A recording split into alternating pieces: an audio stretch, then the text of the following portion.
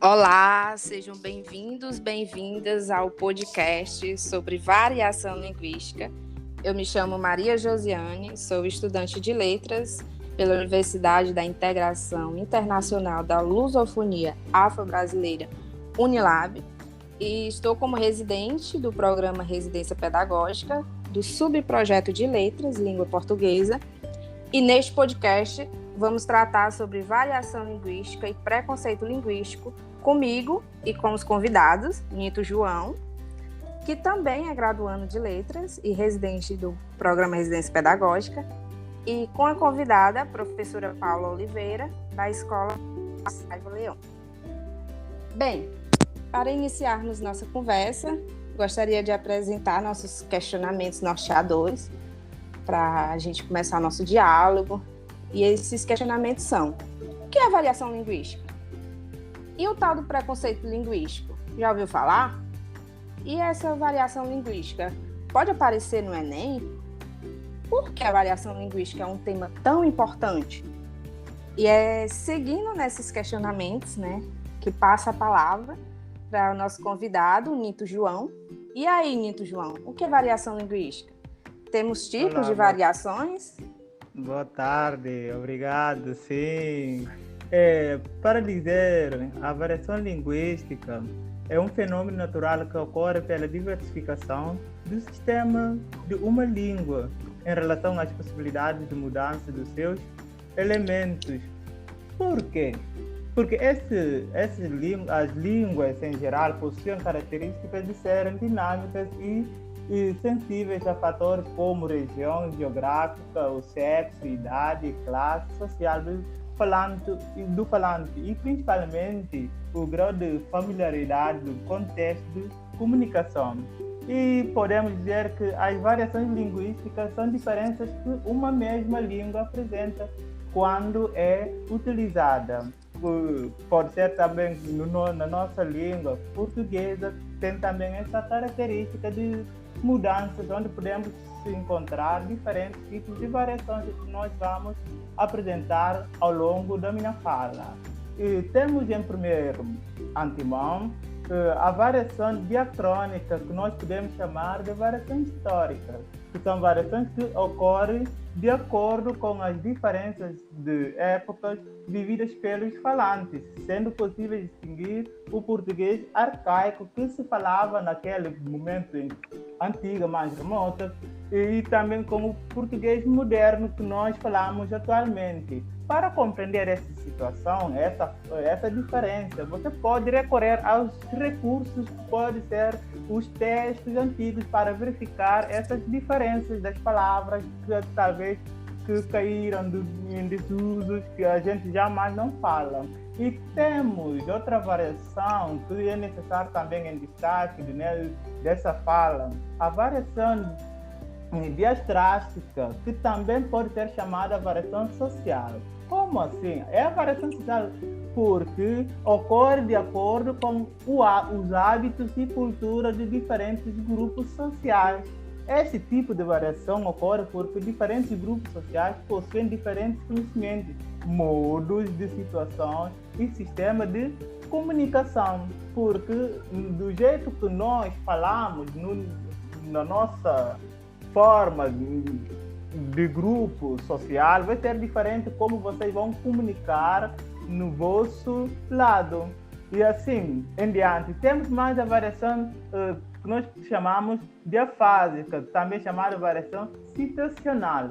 Como é que é a variação situacional? Depende propriamente do contexto de comunicação, que a variação são variações que ocorrem de acordo com o contexto da situação, contexto ou situação em que decorre processo comunicativo, ou seja, no ato da comunicação.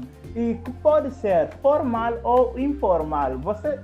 Quando você parte para falar com uma pessoa, você escolhe uma forma que você pode falar com esse indivíduo, que é a forma situacional de comunicação com essa pessoa.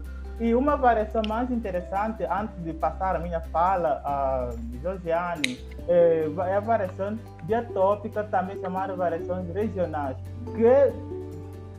Regionais como? Porque temos aqui no Ceará e no São Paulo, Rio de Janeiro, assim por aí fora, temos as diferentes regiões. Nós não falamos do mesmo jeito. Temos geográfica como? Temos continente africano, falam português diferente, Europa falam português diferente dos brasileiros. É isso que apresenta as diferenças de variação do nosso português que temos em comum. E também aproveito para passar a fala a Josiane. Ótimo, Nito. Muito, muito bem colocado. Adorei a explicação. E dando sequência ao nosso diálogo, falar sobre variação linguística, para mim, admiradora da temática, é algo tão importante que para a gente conseguir, né, para a gente prosseguir na conversa, eu gostaria também de salientar que variação linguística, para mim, antes de tudo, é sobre interação, é sobre essa nossa maneira de falar, sobre identidade, como também podemos concluir que é a forma na qual a gente pode se apresentar, né? Pode se apresentar o nosso conhecimento de mundo também.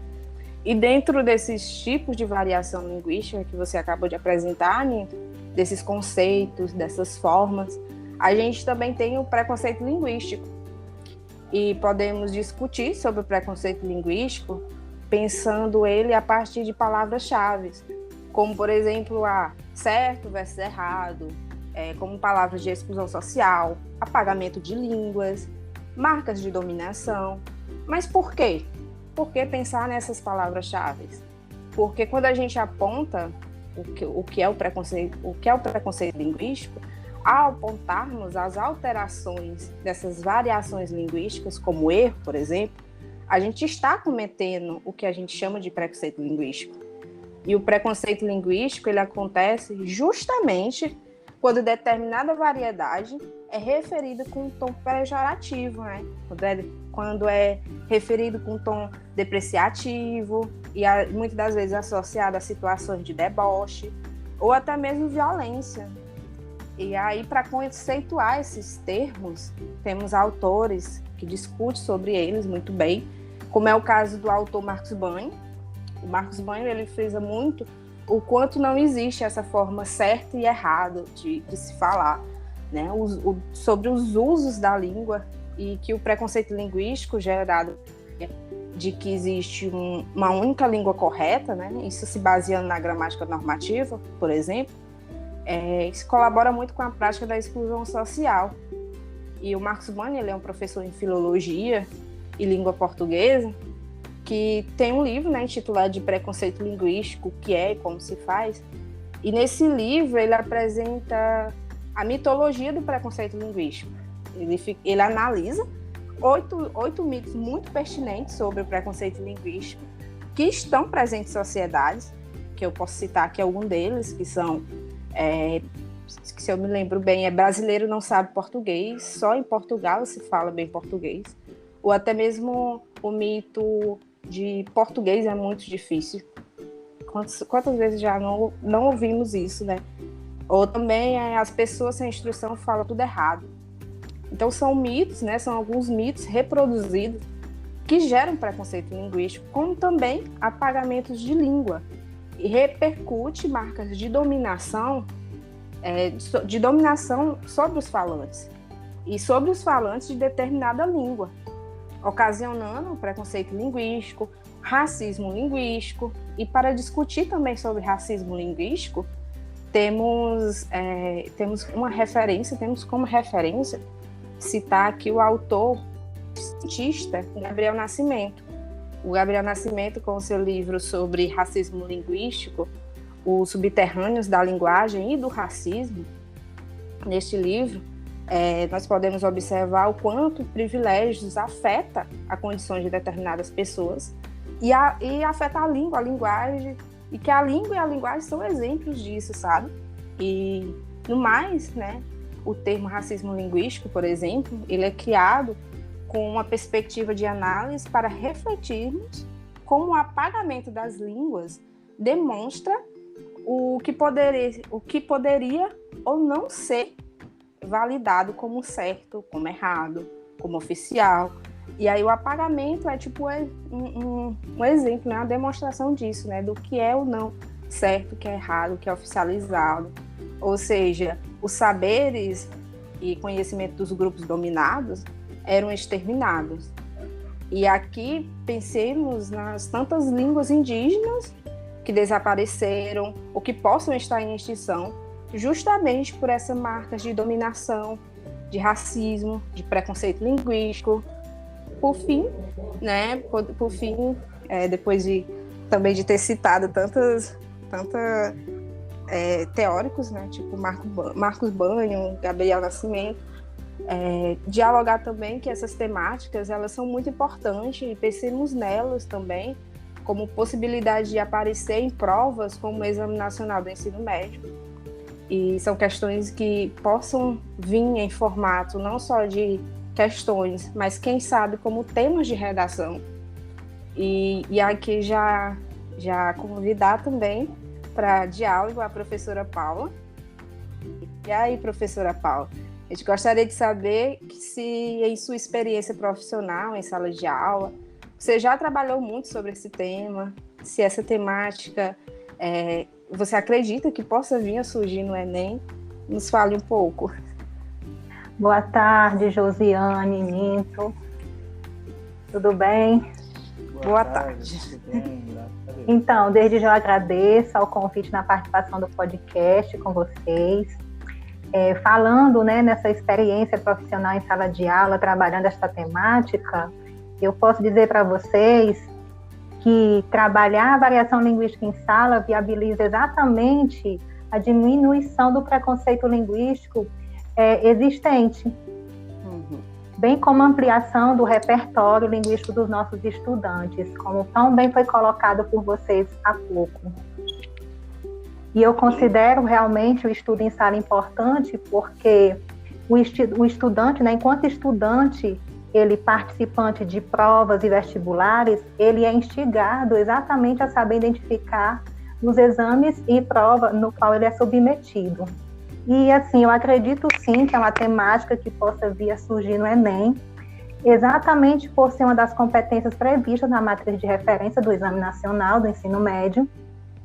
E entre essas competências exigidas, falando mais especificamente, né, na área de linguagens e códigos, temos dentro dos elementos de correção a identificação dessas marcas, né, que singularizam as variedades linguísticas sociais, as regionais e de registro. Por isso a minha aposta, né, nessa temática para o Enem. Isso. Muito obrigada, Paulo, por a sua colocação também. E agradecemos a você, ouvinte, por nos acompanhar até aqui. E agradecemos ao programa Residência Pedagógica, a Unilab, a Escola Padre Saraiva Leão e quem tenha colaborado de forma direta ou indiretamente com esse podcast. Agradecemos a vocês e até a próxima.